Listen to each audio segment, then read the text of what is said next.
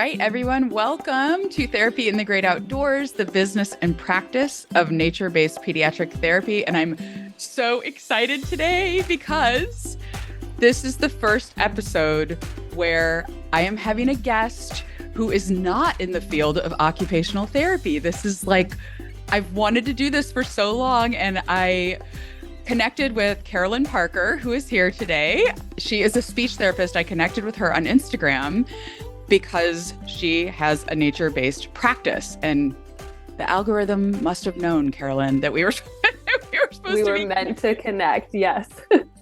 So Carolyn runs Stepping Stone Speech Therapy in Mount Pleasant, Michigan, and we're going to talk all about her practice today and about collaboration between professions and collaboration with nature. So welcome, Carolyn. Thank you for being here. Thank you so much for having me. I share your excitement. Absolutely. I have always loved this podcast in particular. It was one of the ones I found early on when I started to think about bringing nature into speech pathology and didn't know anyone else that was doing that. So yeah, even when you reached out to say, would you be a guest? I fangirled a little bit, actually a lot. I fangirled a lot. Well, I'm so excited. Well, because I think I messaged you and I was like, I don't know if you know me, but I have this podcast and I really want you to come talk to me. And I was like, oh, I know you, please. Oh, please. No. So let's start there, though. So that I'm glad you brought up when I was first starting to think about it. So let's start there. Let's talk about, well, first, maybe even back up further. Like, tell us a little bit about like how long you've been a speech therapist, what your history of work has been in the profession, and then how did you come to this idea to take speech outdoors? Absolutely. So I've been a speech language pathologist for 10 years and went right into the schools after graduation. I always knew I would be a pediatric therapist, always loved working with kids. I grew up being a camp counselor for 7 years, just, always loved being around children and always loved being outside. I had a wonderful childhood and grew up hunting, fishing, being outdoors all the time in a family that was just like a foundation of our family was outdoor time. And so that was always something that I sought out, was time in nature, even when I was in college and beyond that. Right. So so I went right into the schools after I graduated and really loved my time there. Most of my career in the schools, I was on an early childhood special education team.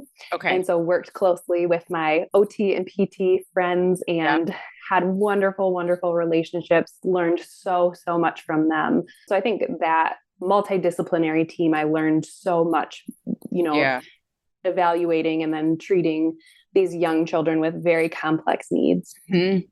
So I, for 7 years did that early childhood team and started to think about just what would my next step be.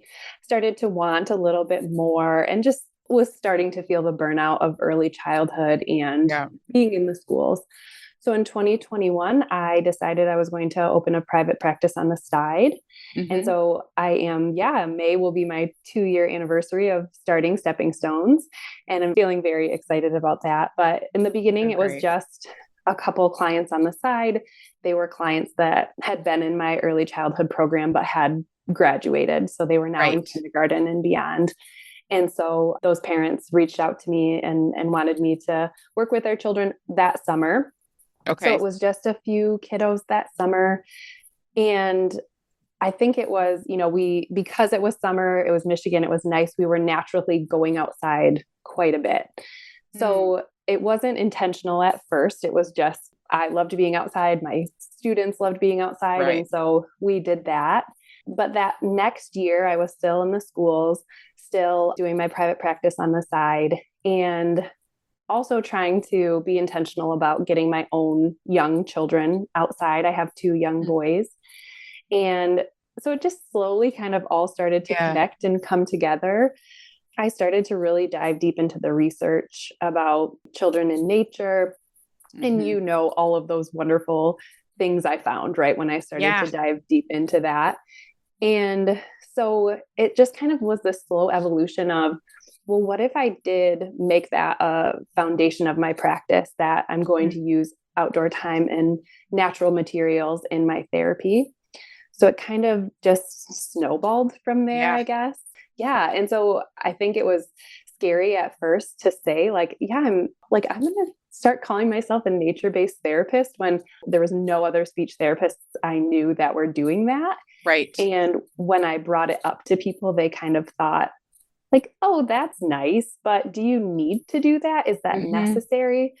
But I was seeing that it was for the students I was working with. It was absolutely necessary. And I was getting these wonderful, wonderful results from these sessions when I was outside or, using natural materials in even an indoor session.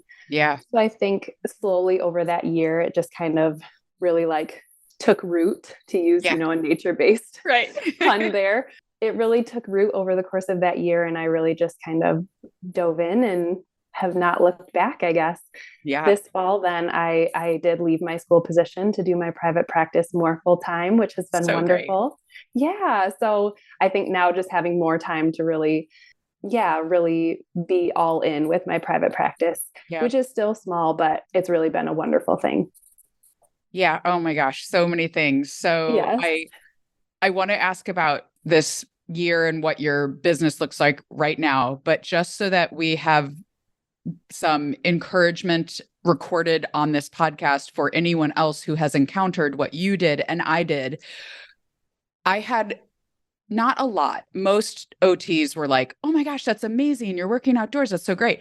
But I had one in particular colleague who was I felt a little bit like she was almost like patting me on my head, like, oh, that's so cute. You play outside with kids. Like, and she even kind of pressed me like, what are you actually doing that's any different than what like a camp counselor does? And I'm like, okay, what? You're an OT and you're asking me this? Like it's very different, right? Like being a therapist and taking your work outdoors, you're not just playing with kids outdoors. Play is very powerful, right? We all know this as pediatric therapists. Like that's the avenue towards growth for kids. But I think the idea of really staying tethered and strong in your professional identity and knowing that what you do as a therapist outdoors in nature is legit professional therapy, right? And I think it sounds like maybe you came across some of that a little bit of sentiment like that anyway too. Like, well, why would you even do that? Like, what does it matter? Like, I think that was part of it and because I was the early childhood SLP, I was doing all play-based therapy anyway, which was what was most appropriate for my students by far. But I do think some of my SLP colleagues were like, oh, that's nice. You play all day and your job is so easy. When really, I had the most complex students with most complex bodies, complex needs, complex communication that were 3 to 5 years old. But I had chosen to adopt this play-based, child-led, and outdoor way of doing things. And yes, I did get that from other therapists. And I think I still get this sometimes. They're very well-meaning, but they're like, well, why does it need to be outside? Like, because sometimes I am just taking a very basic speech therapy activity or very like traditional speech therapy activity and just doing it outside. And so I think sometimes people just don't understand, like, well, why couldn't you just do that inside? And it's like, well, I can. But when you really understand the benefits of outdoor time and, sunlight before noon and like all these wonderful things, when you really dive into the research, it's hard. Now it's kind of hard for me to justify doing it inside when I know there's so many benefits of being outside.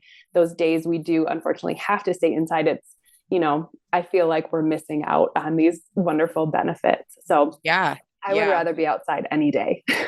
Because there's so many benefits to passive nature exposure. I mean, I always say like therapy obviously is more than just the passive nature exposure, but even taking that activity outdoors adds therapeutic value to the session passively. Like you don't do anything. Nature's at work, giving them sunlight or giving them fresh air, whatever it may be. And I did get a little bit, this was an interesting aside here, but near the end of my research, I had to kind of go over all my results with my committee before I kind of got the final draft of the dissertation into them. And one of the things that I had to go back and do a lot of work on was they kind of called me out on that. I sounded biased, and I was like, well, I did only interview nature-based people. So like, obviously Sure. they're going to say positive things, but they called me out on it and said like, really, that means you didn't ask the question then. Like if you didn't get a non-biased or like at least some negatives and I did have some negatives in there, but it was a good kind of growth mindset moment for me, like a fail learn, because once I did look again at what I had presented to them, I was like, yeah, I really did present only the positives. And as therapists, I think part of our job, right, is that analysis of deciding whether we should go outdoors or not. But the beauty in what you just shared is that I think a lot of therapists don't even see it as an option or don't know the positive benefits. So it's like what you're doing is so great. And like just talking with your colleagues about like, well, this is why. And like sunlight before noon is really important for circadian rhythm and sleep cycles and all that stuff. So I love that. Yes. Let's talk about like, what does your business look like now? So like, how many kids are you seeing? Like, what's your what do you offer? Where do you work? I mean, gosh, there's so many things I could ask, but tell me a little bit about the business right now or share about that. So I keep it small on purpose. I am a young mom and balance is very important to me and is one of the reasons I quit my school position. But so through my practice, I have one school contract that I continue with. And so even though it's harder there, I do try to continue outside therapy with my school students. I'm in a K-5 building. And so we do lots of outside therapy there. And that is where I'm doing more of the traditional, what we would consider traditional speech therapy, but trying to take it outside as much as possible. So I have one school contract and then I have 3 clients currently, just because it is during the school year. I will take on more for the summer, but I see 3 clients and I do in-home therapy. So 2 of my clients have access to really, really awesome outdoor spaces, which is really amazing. One of my clients is just her backyard and that's okay too. Yep. So currently it's all in home. I do want to expand this summer to doing some more services in local parks. And we have some really awesome nature centers around us. So I would like to be able to start meeting my clients there. But because my clients are, they're complex. And so transportation is often an issue or just, accessing those outdoor spaces. That's been a huge thing that's been very eye-opening to me is accessibility in outdoor spaces and natural spaces. So we are limited in where we can go sometimes. So I have my 3 personal clients this summer. I will be opening nature-based play groups, which I'm excited about, and working on expanding. I have been reaching out to some of our nature-based preschools in Michigan and hoping to do some contracting and professional development for them in the upcoming school year. So those are kind of, fingers crossed future plans for me. But so that's kind of what my practice looks like now. That's so great. And I love the idea. I know Kim Wilson said that too. I interviewed her a while back on the podcast and she's the same. Like I mean, a couple of years ago, she was saying like, I don't want to hire, I'm just going to keep it small. And I was like, well, you might want to hire someday, but I'm like, but right now, like, I think it's really important. I mean, people, if they've listened to any of my podcasts before, I mean, I really do think it's important that we keep in mind as business owners that our business is here to serve us too, as well as serve other people. And that's what prevents burnout, right? If we love what we're doing and we're making sure to like create things only if we really feel passionate and excited about creating them, not just because we should, because that's what everyone's doing, or that's what everyone says you should do or whatever. So absolutely. I love that you're being so intentional about it. I think that's great. Yeah. And I definitely have, my big picture plans. Right now, my sons are 5 and 2. And so I can see when they're little. They're little. And I love their ages right now and want to be, I always will want to be present as a mom, but I can see, as they get a little bit older that I would want to expand more and potentially hire and take this show on the road, I guess, a little bit more. But it really works for me right now. And I love having, like this morning, I got to walk my son to school and just little moments like that I would have never gotten to because I would have been rushing in the morning to get to school myself. And so just little moments like that I do get to have having a small practice are really important to me right now. Yeah, I think that's good. I think like I literally now am the old lady in the supermarket who like wants to go up to the mom with the 2-year-old and the baby and be like, yes. enjoy this. It will go so fast, because someone said that to me when like one of mine was having a meltdown and I was like, not the time to tell me that, lady. When my kids I've were like had really those little moments too, like, thank you for your wisdom. This is not the moment, but I do appreciate it. But I do, like, now that my older two are out of the house, my youngest is 12 and almost as tall as me now. Like he keeps like checking every morning in the mirror to see if he's taller than me. And I'm like, this is not happening. You're not turning 13 in October, So I do just love that you sound like you're enjoying the young children, because it can be really hard as a mom, like when they're young, especially running a business and, having young kids. So I do think there's a season for everything. And it sounds like I think having young kids and running a business, you always have to know that there's always going to be time, right, to grow the business. Always. Yes. Like there's always going to be clients. There's always going to be people who need you. You're not going to like have your kid be 2 again ever. So right. Absolutely. So yeah, I have some regrets about that from when my kids were really young, like just working a lot. And like I had to, we lived in the most expensive area in the universe to live. So yeah, but I try to live with no regrets, but also I'm like growth mindset, it's okay if there's things you regret about like the past, or look back and would want to do differently. Absolutely. Yeah, totally. Yeah. Sometimes I do have to kind of like, I do have these grandiose ideas and I do have to remind myself like all in due time, right? It's not the season right now, but let's keep that one in the back of our head, right? Let's write that down in our journal and come back to it in 3 years or whatever. So, yes, but that it's been a hard change because for 10 years, like in that school setting of just like, I feel like I was constantly like grinding to move up and be a leader in my group of speech pathologists I work with. And that's definitely my personality, is to like push harder and do more. And, and so it's been a really good change for me to sit back, but it has been difficult. And sometimes I do really have to kind of grind, like push the brakes and just say, like, yes, you're right. There'll always be clients. There's always going to be a need for speech therapy and pediatric therapy. And so, just because you're not going to do it right now, that's okay. But my personality, that is hard for me. Oh, me too. Totally. I mean, and I think it's true for a lot of therapists that are entrepreneurs, right? Like there's a certain kind of subset of people, like people who are entrepreneurs and want to run their own business really are driven. I mean, a lot of us, not all, but a lot are really driven to like want to be successful and want to do things right and want to be leaders and all of that. And so it really is. I do think nature is a good, like being in the nature-based kind of space, like working outdoors. It's a good antidote to that.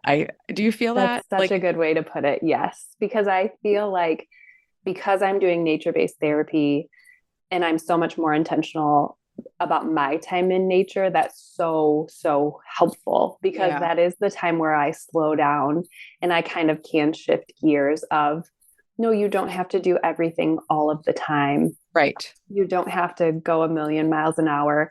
And it is when I'm in nature that I remind myself of that. Like that is where it kind of comes back to me of like, yes, slow down, Carolyn. It's okay. And so I think that's such a good point. You're right. Like when you are a nature-based therapist and you are having these intentional nature experiences or just live a nature-based lifestyle where you're getting outdoors more often, that is the time I definitely slow down and help remind myself of that. Yeah, I actually did an episode called like Tenets of a Nature-Based Lifestyle or something a while back. Like it didn't really, it's one of the lower listened to episodes, but I thought it was great. Like, absolutely. It was like what I noticed in like commonalities of nature-based therapists that I've worked with. And like, it's interesting to me. It's very interesting. Yes. So I was scrolling through, I've listened to many of your episodes and that wasn't one. And so I was scrolling back through the episodes and I was like, why didn't I listen to that one? So this afternoon I will be listening to that one. Well, it's not your fault. I think I try with the podcast to do every other Friday, but there were several kind of big gaps where I just had too much going on and I couldn't get, it's like the podcast is the thing, like, it doesn't have to happen. Like, I'm paying money to have someone else do it. No one's paying me to do it. Right. So, so like to edit it and produce it and all that. So, so it's often the thing that doesn't happen if I get really busy. And so I'm encouraging you that my inconsistency was probably you didn't see it. But anyway, let's do a little pivot here. I want to hear about like, what is, because I know what a nature-based OT session looks like, right? Or like kind of what I do in my practice and loosely what other people may do in theirs. What does a nature-based speech therapy session look like with, especially I'm interested with the type of kids that you're working with who have multiple kind of complex things going on? Yes. So it certainly, looks different for all of my clients. Yeah. At school, when I'm working my school contract, it does typically look like whatever, speech therapy activity we're doing, it just taking it outside, right? Yeah. We take it out to the picnic table. We are, we're doing our drill games, where I have students that are, have very complex sound patterns they're working on. Okay. And so to be able to work on that, we need just, we need 50 to 75 drills of certain words in that session. And, nature, as much as I love using nature-based therapy, it doesn't really lend itself to like high counts of drills for certain words. Right. Right. And so in those, as much as I love child-led therapy, sometimes we have to say certain word patterns 50 to 75 times. Right.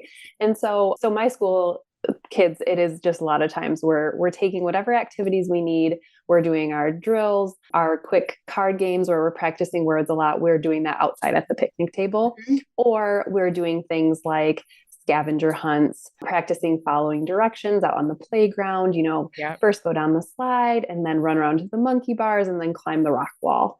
So we're using the playground quite a bit and things like that. For my private clients that I see in their homes, I do have 2 clients, like I said, that have very great natural spaces. And they are clients that definitely benefit from that child-led approach.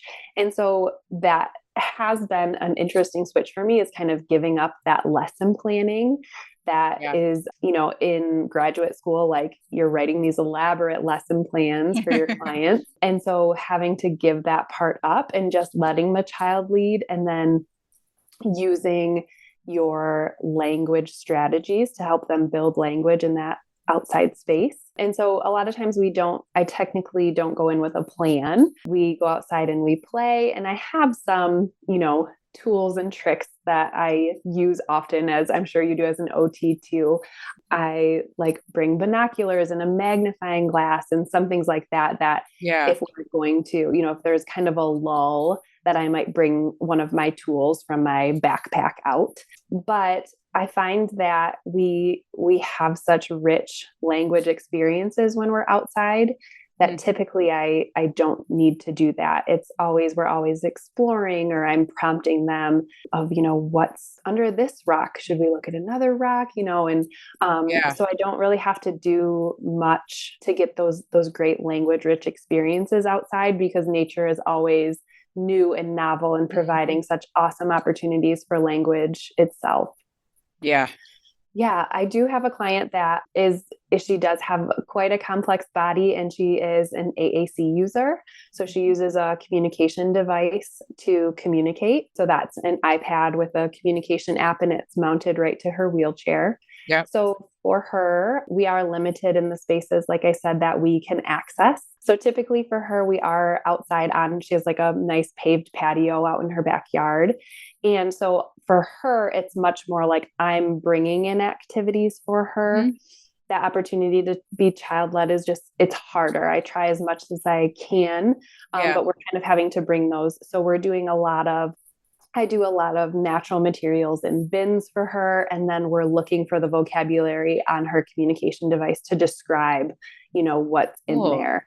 We do a lot of, if she has done, her parents are awesome about these weekend adventures, right? So if they go someplace, mom is really good about taking videos. And so then we watch the video and we talk about, they went to the park this weekend and we watch a video of her at this park, and then we talk about it on her communication device. So great. Yeah. So, and I'm doing quite a bit of that too. Like we'll do animal study that I'm bringing in videos of different animals. Last week it was Mm. an owl. And so then we're talking about the owl on her communication device. So just kind of, I have to try a little bit harder to bring nature to her, but Yeah. she's so fascinated by it and she loves it. So it's still very joyful and very easy. It doesn't, Yeah. it does requires a little bit more brain power on my part because I'm having to bring things to her, but I still see as much benefit when I have to bring things to her. I wish that everything were accessible to her and we could get her into all these wonderful places that I can take my other students, but Right. that's not the nature of the beast right now. So yeah, that's what therapy looks like for her, but it's just, yeah, it's so joyful and the Mm. students are, I find so much more engagement and so much more just shared excitement between both myself Yeah. and the kids when we're outside or we're using the principles of nature-based learning in our sessions. Yeah. Oh my gosh. I love this. I've kind of wondered if the research I did with OTs applies in other professions too. I mean, Mm-hmm. we won't know until it's like tested or whatever, but I Yeah. created this model, right? And so one of the things that's part of the model I created in my research is that the idea that came up in all of these interviews I did with OTs was this idea of like, one, the students are much more engaged. That's what everyone Yes. says, right? Like there's more Yes. engagement. That was just like nature's ever changing. I'm just hearing you say the same things. Mm-hmm. And one of the key things was that the therapist and the child actually are in it together is kind of how I Yes. said it. Like it's not like the therapist is contriving or creating this environment the way in OT it's very big, like we arrange the environment for the child to have the Mm-hmm. just right challenge, like. Yes. And so that's a big piece, and I was like, I mean, I don't know if this is going to really be as mind-blowing to other people as it was to me, but I was really like, it's kind of mind-blowing to me that like actually what nature-based therapists are saying is that like the ever-changing environment and the actual challenges in nature, which I would kind of argue are much beyond the just right challenge, or like slightly beyond, like they're challenging, Yeah. they're hard. They're Yes. not like Yes. something where we're making sure everything is just right, right? It's just right. Yeah. And so it's interesting to hear you say a lot of that, like the same, like we're in it together and Mm-hmm. there's like shared experience, because that's what OTs have said too, at least the ones I talked to from my research. So Yeah. I mean, I don't Yeah. want to speak for everyone, but because we don't want to overgeneralize from one study. See, Absolutely. they taught Yes. me to be We can't be unbiased. biased. Yes. I love too, and I hope that you are writing down, my business brain is always going. I think that there are a lot of therapists who want to bring children who have more complex disabilities, more multiple things going on, who use AAC devices or who Mm-hmm. use wheelchairs for mobility, or even, mobility devices to move, like and to Yes. walk. I know there are a lot of therapists who want to do more to increase accessibility. And I think that you absolutely could teach or even sell something in your business about like what you're doing for this young girl that you just talked about, like Mm-hmm. writing down the types of things that you're doing. Like this week we put this, and this in a bin and we watched a video about this. Like, I mean, I really do think it sounds so simple, but like documenting what you're doing so that others can replicate it is Yeah. so important, especially when you're on the real, I would say that's very cutting edge, like the idea of bringing nature to a child, right? Rather than feeling like, because we use this term nature based, it sounds like you need to be in some wild nature environment. Yeah. And I just think that's not necessarily, I mean, you're showing and what you're sharing here that that's not necessarily true. Like you can do nature based, quote unquote, therapy. Yeah. I mean, maybe we wouldn't call it nature based. I don't know. We call it nature integrated nature. I don't know. Yeah. We'll Nature, make up some nature new term. integrated therapy. I like that. We can coin that today. Right. Yeah, I'm glad you said that. I do think, I don't know other people that are doing nature-based therapy, especially with individuals with complex bodies. And Yeah. so I think, and sometimes I do wonder, like, is it just because I want to do, I always am very like careful about that. Like, is it just because I want to do nature-based therapy, but is this really what's best for this individual in Right. particular? I think about her in particular. It's But when important. I do think, and I really have kind of sat back in like my own bias. Well, I like to be outside and I like to collect natural materials, but does she enjoy this? Is there Yeah. certain other things that we could be doing that would be more beneficial? But I really think I can, like, professionally, I look back on my Right. sessions and I say, no, I feel like when I do bring natural materials to her, she is more engaged. I get more language out of those sessions Yeah. with her.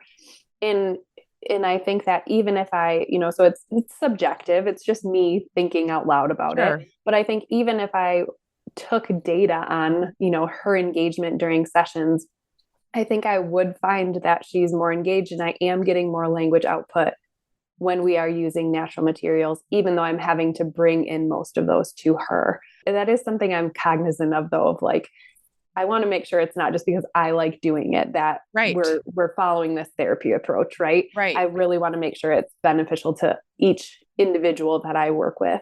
Yes. And she's the one that I feel like I've had to think about the most. Mm-hmm. That she needs really, really functional communication skills, but I do feel like I'm still able to teach that using nature-based or nature integrated experiences. So I just want y'all who are listening here to just like hit that little back 30-second button on your device right now for about 90 seconds or 2 minutes, because what you just shared was an excellent example of like very good clinical reasoning, right? Of thinking about what is best for the client. Is it just that I like, you're asking so many self-reflection questions. This is like huge in the Contigo approach, the approach I Mm-hmm. developed that I teach. Yeah. Like reflection is a part of that. Like my whole business grew out of the first year I did nature-based practice. All I did after sessions, besides notes, which maybe may or may not have been done on time every week, No, but totally fair. but I was consistent with doing like what went wrong, what went well, what went wrong, what will I do differently next time? And it was Absolutely. literally like I wrote down things like I let name not going to be mentioned get under my skin today, or what I mean, it was Yeah. literally like it was not professional. It was not like I wasn't trying to Right. document. Yes. It was just me reflecting on the session and like thinking forward, like planning forward to what am I going to do next time, to Yes. have things go better.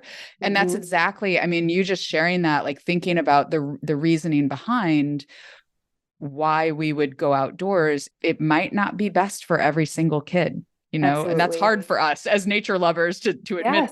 like, Yes. so. And especially, yes, when you're trying to build a business on this foundation of being nature based, Right. and then having to come to that realization of, maybe this, either am I going to change my approach or am I not the best therapist for this child, which is Right. I think another very like humbling experience when you do have that. Like, I'm not going to be a perfect fit for every child.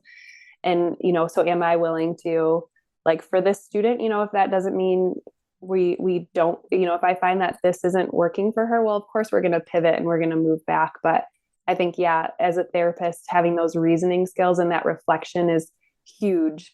You have to think through Yeah. those sessions and what went well and what went wrong. And when you have those patterns, like Mm-hmm. when you have consistent patterns of things going wrong or just things that you would do differently, that reflection of how you're going to pivot and sometimes Yeah. pivot in big ways, I think is really, really important and is Yeah. a really a great clinical skill, is that reflection. Yeah. Absolutely. I want to really quick make sure to say that, are there any articles? This is a little bit of a pivot, but Yeah. are there any articles that were very helpful to you or off the top of your head? Because I have been surprised, like in the literature review I had to do for my dissertation, like Mm-hmm. there are a few. I know there are a few where I was like, this is for speech therapists. Like, nature improves parent-child communication. I think I did a Mm-hmm. podcast episode on that one too, like way back, like at the very beginning of this podcast. It's called like Mm-hmm. Nature Improves Parent-Child Communication or something. Mm-hmm. There's also research about like I don't even know the term. It's like a speech therapy term, like mean Oh, mean utterance length of length, utterance. mean Yeah. length of MLU. utterance or something. Yeah. There's some other study that talks about that too, like in an outdoor setting, they measured children, but do you know of any that you'd want to mention to people as resources? Not off the top of my head. I feel like Okay. when I do find articles, the articles that I find are like, I do feel like sometimes they're more OT and PT based, and then Yeah. communication is kind of like, oh, and it also benefits communication, but I feel like it's not super specific. So I do feel like I don't necessarily want to be that person, but there is Right. a huge need for, or there could be a need for more research into how nature benefits Yeah. communication. And I have to look up that MLU one because I haven't seen that one, but I will be interested to go and find it. Yeah, Because I'll see if I can look at, because I have binders that I kept all like the articles in for my literature review. So I'll just page through. I mean, they're like 4-inch binders, but sure. I'll page through before we do the publication of this episode to try to put them in the show notes. Like anything that I know of related to speech therapy, I mean, I'm not going to promise an extensive lit review, people, but the two that I know of are those two about the parent-child communication and which I know I can find easily because I just did the podcast on it a year or so ago. I think those would be awesome to share. But yeah, I would love to see more research about communication specifically, and specifically with language development. I think that's just where my interest lies, in, the early years of language development, and for children with language delays. Whether it's just late talkers or, because of a medical diagnosis that we have a language delay. I would love to see more research about, how nature-based therapy could benefit that population in particular. And of course, a passion of mine is working with individuals with complex communication needs. So I would love to see, I really don't think there's much research in that area at all. No. And again, I don't know enough about research myself that, sometimes I think like, oh, could I do that? But then I think like, I am not a researcher. I love that other people spend so much time doing research and are wonderful. I don't think I have the brain to do that, but it is fascinating. Yeah, you're right. I mean, I don't think that there's a lot of research out there, like at least that I could find. That was one of the things I wrote in my lit review was there's a lot on nature and children. I mean, there was just a study, a systematic review called Nature and Children's Health in the journal Pediatrics. I mean, this is coming, y'all. This is not going to be trendy anymore in like a few years. It's going to be like mainstream that there is nature-based therapy. That is my dream. But if there's a systematic review published in the journal Pediatrics, like that means it's getting the attention of general, regular old pediatricians out there, right? So, but that literature is mostly on neurotypical kids. There's not a lot on therapy, like therapy in general, like therapy approaches or any kind of therapy program, right? There's not a lot. And there's definitely way less research on any kind of children with special needs. There's significant, it's emerging for the diagnosis of autism in studies. And there's a lot on ADHD, which a lot of people know about. But other than that, I mean, for sure, the complex multiple disabilities type of child, like that's not, it's like, I don't even know if it's existing, honestly. I haven't seen one study. I did a presentation a couple months ago and was looking for things to share. And you're right, I could find research about, getting autistic children outside, plenty about ADHD and using nature time for ADHD. But I couldn't find anything that I felt was worth sharing for individuals with complex needs. Right. Which is disappointing. Yeah, it's interesting because I just read somewhere I'm starting to kind of rough out an outline for this book I'm supposed to write. And one of the things I was looking at is like, how long does it take research to actually like go into practice? And it was an older article, but it was like 17 years they estimated that it takes, like research, when research is growing, research gets to a point where it's growing and then it becomes like standard practice, right? There's enough research that like everybody knows that this is like an evidence-based practice.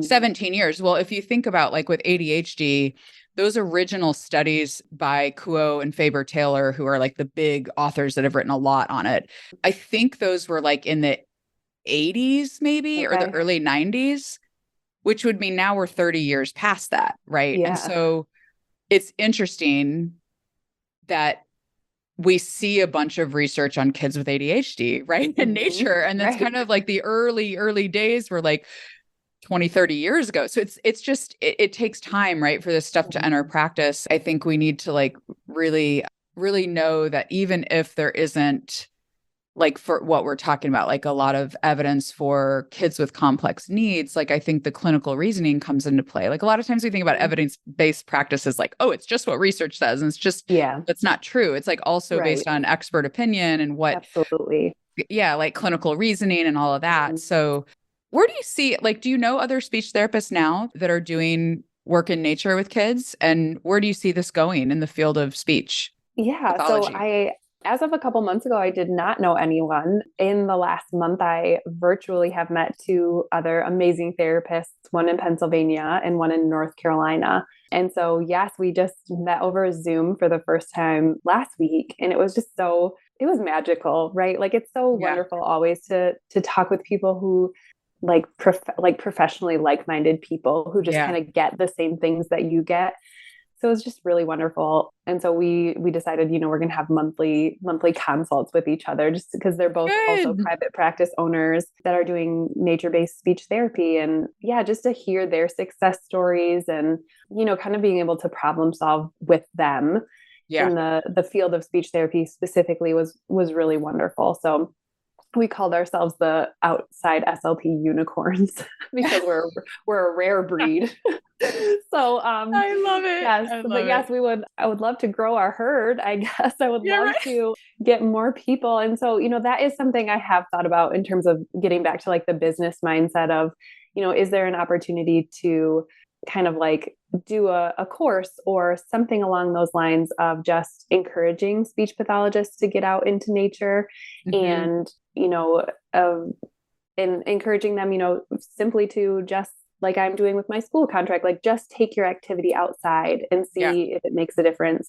And then you can get more into the using natural materials or doing child-led therapy outside if that's what your client needs. It doesn't have to be difficult to be to get the benefits of outside time. So I would love to reach out to more therapists. I've been doing some presentations and I've submitted a presentation to ASHA, to our national organization. Oh, good. Because I would love to just kind of spread the word to other people of like, this is an awesome thing. And I would love for you to consider doing it too, because our kids are desperate for outdoor time. Right. And so if we can be one person in their day that helps get them that outside time, then how powerful is that? And how wonderful could that be for our students? So I would love to reach more speech pathologists and encourage them to kind of take on that outside therapy approach. Yeah, I do. There's so much power. I mean, that's what when I saw those couple of articles that were like so clearly supportive of speech, I was like, speech therapists need to be doing this. I feel like there's a couple of speech therapists who've taken the Contigo course. I know one off the top of my head who came to like the first training I did in like 2019, like gosh, I can't believe it's that long ago. It feels like COVID made time like slow down and speed up at the same time. I don't know. Like a warp zone. Yep. Right. But I don't know. I think she is practicing. So maybe I'll connect you with her on Instagram. That would be awesome. Absolutely. So she can join your unicorn. Yes. Our herd of unicorns. I really do want to start, like, I want to be speaking in other fields too, or to like interdisciplinary audiences. We didn't talk much about that. Maybe we do that before we wrap up. Because I missed the ASHA deadline. I applied to speak at a PT conference, but I do think that like there's something different in hearing an OT speak if you're a speech therapist than hearing a speech therapist speak as a speech therapist, right? Like I think there's definitely just humans, this is not a judgment of anyone. It's just like human psychology that we trust our own, right? Like we trust the person who's in our own profession. Absolutely. And so I love that you're seeking to get the word out to your speech therapy people, because it's really, I had to have a PT tell me, I had a PT friend that kind of what you guys are doing where you're meeting once a month, like her and I did this like years ago, like 6 years ago. I don't know how long ago it was, but she was on the East Coast. I was on the West Coast. There was no like competitive anything, right? But Yeah, right. she was a PT, I was an OT. So we would meet together and we would just like talk about our businesses and like give each other like accountability. Okay, this month I'm trying to get this done. And then we'd check in the Yeah. next month. So it was really great for me for that season. And when I was kind of sharing what I was developing with the Contigo approach, she was like, Laura, this is not just OT. Like you need to like think a little bigger than this. Like this could be for PT, it could be for speech, it could be for any profession, because it's really like taking the literature and being like, how do we work in nature in a way that is aligned with evidence? Like, what does evidence say about how we should? There's so much, right? There's so many layers there that we can peel back of like, the research is just so vast now. I think it can be overwhelming for people. Absolutely. And at the same time, I love what you have shared throughout this podcast episode of just don't overthink it, right? Just take the activity. That's the first step, right? Take what you were going to do indoors and just go outdoors with it. Don't worry about, all of the other things, right? Just be outside. Like that's the first step. Just simple. I love it. Yes. Just doesn't have to be hard. Yep. And I think that is like what will, as any pediatric therapist or as any therapist in rehab, right? We have so much to do. You have so much in your head, so much, you have to think, you have to plan, you have to make your activity, you have to make sure it's engaging for your students. There's so many things we have to do and keep straight. So I think sometimes when I do talk to other SLPs and they're like, well, and I have to do something outside, like, especially if they're not someone that enjoys being outside necessarily themselves. Right. So it's like, oh, that's just one more thing, is that now I have to add this another layer to it of now I have to identify birds as my speech therapy activity, or whatever. And it's like, no, it doesn't have to be that hard. Like you can truly just take whatever any activity. I can't think of one that you couldn't just take outside and do outside. And so I think that's kind of, when I do talk to other people about it, it's like, that's such a good way to start, is just like, take your activities outside and just see how you feel, think objectively about how your students are doing. If you don't feel like it's beneficial for your students, then you hate it, then don't keep doing it. Right. But yes, that seems to be the way to kind of connect with people at first, is then like, yes. And then you can build off of that. And then you can do, bird identification as your speech therapy activity. Like that's my dream therapy session. But like, it doesn't have to be that. It can be that, and it can really be beautiful, but it doesn't have to be to still be really awesome and beneficial. Yeah. So have you done any co-treating or collaborating with other professions outdoors? Not outdoors. I did co-treating my whole school career. Totally. Yes. And so I love co-treating with OT-PT, especially when we do have those kiddos with complex needs, and it just really makes sense for us to co-treat.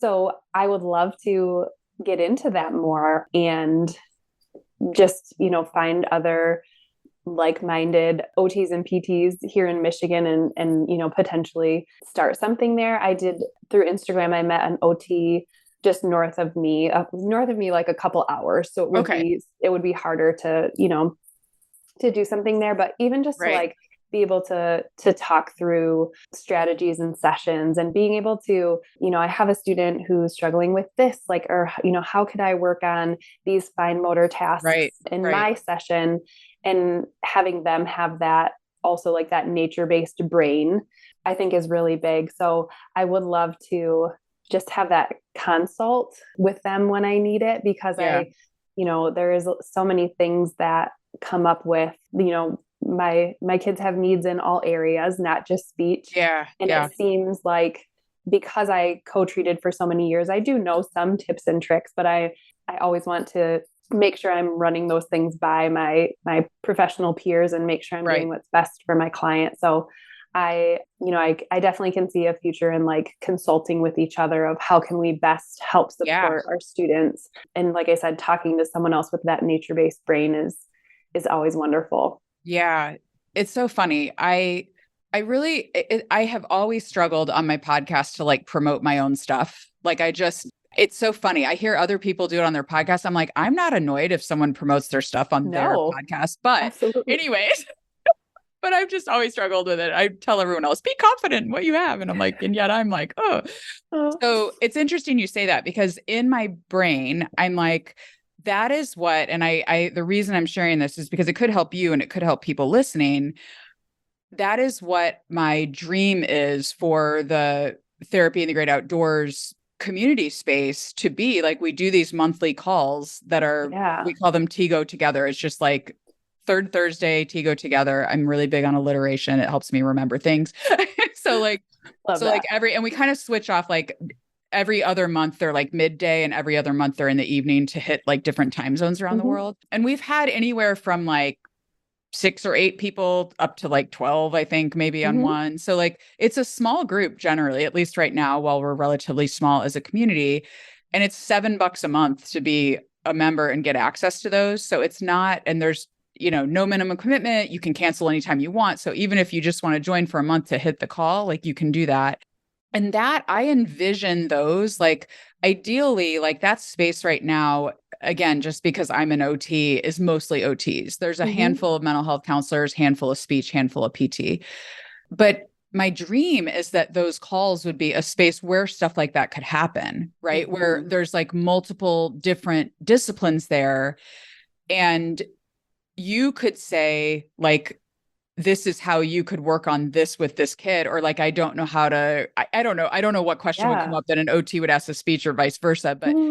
But like, I want that. The whole reason I've been trying to kind of reach in other professions to say, like, hey, this is available to you too. It's the space. I don't want it to be just for OT. I want it to be for speech therapists and other people to be there in the free. I mean, there's plenty of free stuff there too for everyone, but like, I really do want to be creating interdisciplinary collaboration there. So I wanted to bring that up. Like, it's $7. It's not really about me getting rich, I promise people, but like, but I wanted it to be like very low commitment for people to get access to support. So absolutely, that could be a space. So you're welcome there. I'd love to see you. Yeah, I would love to join that. Absolutely. But yeah, I just see so much potential for this in speech, and I've loved talking to you. What else did we not hit? I feel like we kind of hit all of our topics. Yeah, I was going to say, I think we had the realization at the same moment, like, oh, we haven't talked about OT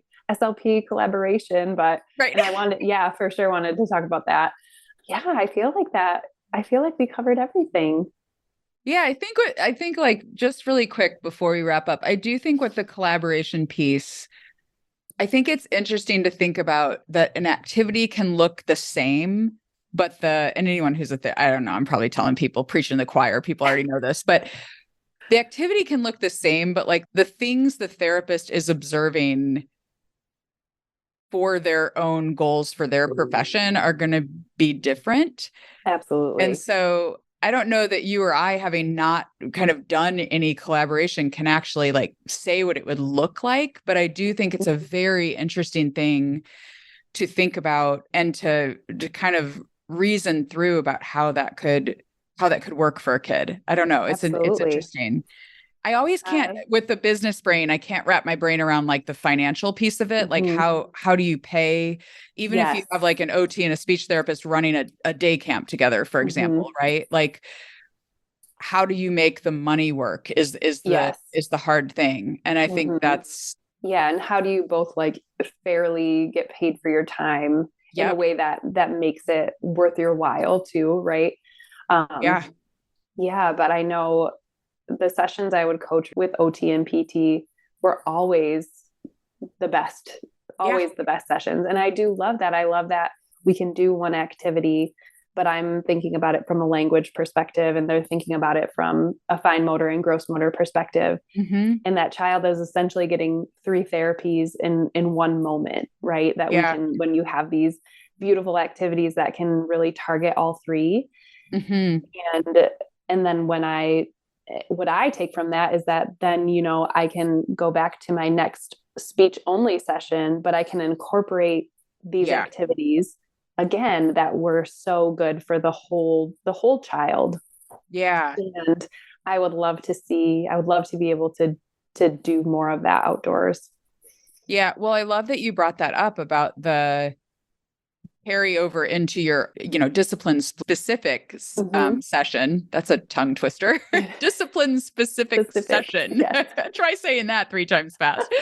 So because like that would maybe solve the like problem in my business brain of like, how is everyone going to get paid? Maybe it's one session that you do as a co-treat with PTOT and speech at some point outdoors with other nature, when nature-based takes over the world and there's nature-based therapists in every city, right? Everywhere. Absolutely. Right.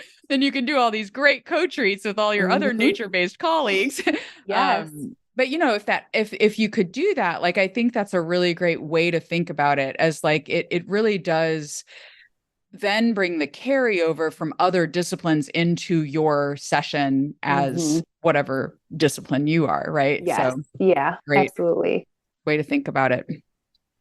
Carolyn, I just love you. I totally love you. I feel like we're kindred spirits. Absolutely. I am so excited to see what you do in the field of speech and like just exposing other speech therapists to the magic of nature-based work.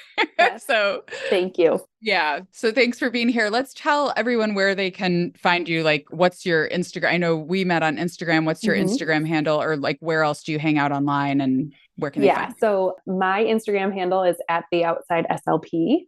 And I love to just share little tidbits of what I'm doing in therapy and quotes about nature and snippets of research about nature to hopefully, hit you as you're scrolling through to get your mind into that nature-based space. So that's the best place to find me. I do, I certainly have a Facebook for my private practice, Stepping Stones Speech Therapy, PLLC. That's a little bit more, based around my community where I am. So I don't share as much there.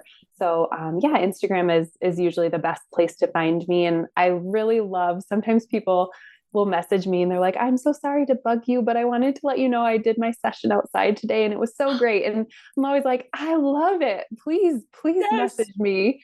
Tell me this at whatever hour of the night and tell me, because I really love to hear it. I love hearing from people, even if they just did a 5-minute outside, activity that they wouldn't have normally done outside. I love hearing that. So please share if you decide to become part of the unicorn herd, we will welcome you with open arms. I love it. And that takeaway is real. I mean, that like what you just said, because I think a lot of times we can see people online, right? And we forget to like tell them that like what they did was meaningful to us, or like change something that we did. And I do this too. Like, I'm scared to like message someone just to say like, thanks for what you did. This changed my life, or whatever. In fact, I'm going to message someone. I'm going to message Diana Rogers at Sustainable Dish today and tell her this, because she has like 100,000 followers or something. Like, it's probably not going to be her reading my message. Right. But still, it will make someone's day, right? Yeah. Like, that's what I mean. Like, I think a lot of times we don't do that. We don't reach out and tell people when something they've done has been meaningful. And I agree, like, those messages are like the most, it seems like they always come at a time when I'm feeling meh or bad about my day or my work or whatever. Yeah. And it's like, those things can really help boost someone's spirits and help them. It costs you no money. It takes 30 seconds of time, right? To just like send the message on DM and say, thank you so much for what you do. It's like helped me, like it really is meaningful. So I'm glad so absolutely. Yes. Please tell Carolyn if she makes you get outside. Absolutely. Well, I will take this moment to say thank you to you, because as a nature-based SLP and not having a lot of, areas to go or places to go, your podcast and your online resources are a place where a soft landing spot for me when I was trying to gain my footing. So thank you for what you have done and provided to the nature-based therapy community. I think you're doing amazing things, and I appreciate you very much. Well, thank you. I love it. I love the work I get to do. I'm like, every day I'm like, I kind of pinch myself because it's really fun for me. It's like I feel like I found a calling in life, I joke I'm having that midlife euphoria instead of midlife crisis. I love that. I'm like happy with what I'm doing, which is really, it's nice to feel that way, like midlife, to feel like, wow, I have work that I could do until the day I die and be happy doing it. So. I could be so happy doing this. Yes. Yeah. It's a cool feeling for sure. Yeah. Well, thank you so Yes. much, Carolyn. I do think Thanks this for is going to having help me. so many people to just wrap their brains around going outdoors with kids as a speech Yay. therapist. Thank you. Thank you. Thank you for having me. Thanks so much for joining us today for Therapy in the Great Outdoors. If you can't get enough, if you just want even more information about nature-based pediatric practice, head on over to therapyinthegreatoutdoors.com. At that website, you can join our free community, Therapy in the Great Outdoors, that has loads of resources for you to support your nature-based work with children, as well as a free ebook that I wrote called the Nature-Based Practice Roadmap. It is a guide to help you focus and avoid costly mistakes, which I might have made myself, as you start or grow your nature-based pediatric practice. On the website, you can also join the waitlist for the Contigo Approach online course. Contigo stands for Connection and Transformation in the Great Outdoors. This course will teach you everything you need to know to become an expert in nature-based pediatric therapy. To my knowledge, it is the only evidence-based, operationalized framework for pediatric nature-based therapy. And what that means is that when you take the Contigo Approach course, you will have a shared mental model for yourself, your clients, and your team. And this is how you grow a business, by having a framework that you use in your business that helps kind of anchor everyone to what is going on here and what are we doing. You'll learn about the research-based and theoretical foundations of nature-based practice and loads of practical how-tos about nature-based practice. How can you do nature-based practice in alignment with the evidence in order to get the best results for your clients? So a lot of times when people start out in nature-based work, I think they're DIYing it, which is fine. We learn a lot by DIYing things. However, you're not often sure if you're doing things correctly. And that means you could be making mistakes that could be costing you valuable time with families and children and getting them the outcomes that they really want from your session. DIYing also costs you personally valuable time and money as you are getting started in nature-based work. And this course can save you all of that time and money. This course also includes lifetime access, including any updates we make, and ongoing mentoring for years to come on our mentoring calls that we offer with the online course. So truly gives you everything you need to become an expert. I promise that. And it's the only course that will guarantee that for you. So head on over to therapyinthegreatoutdoors.com. You can also go to contigoapproach.com, but I have tried to make everything available at therapyinthegreatoutdoors.com to make it easy to find all of the resources there in one place for you. That's it for today. Get outdoors, connect, reflect, and enjoy the business and practice of therapy in the great outdoors.